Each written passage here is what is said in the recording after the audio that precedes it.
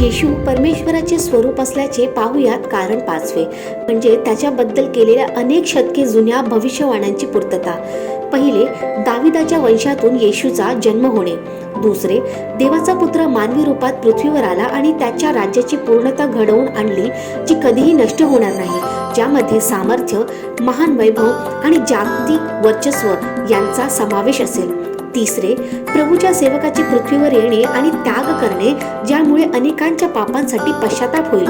चौथे, प्रभूचा आत्मा आपल्यामध्ये आणि आपल्या अंतःकरणात पाठवण्यासाठी, देव आणि मनुष्य यांच्यात समेत घडवून आणण्यासाठी, जेणेकरून आपण परमेश्वराला वैयक्तिकरित्या ओळखू शकू. 5, येणारा राजा, ज्याचा जन्म बेथलेहममध्येच होईल, जो राजघराण्यातील आहे परंतु नम्र कुटुंबातील आहे. आणि 6, आपल्यासाठी मरणे परंतु कबर रिकामे असणे आणि आपल्यासाठी त्याचे पुनरुत्थान होणे.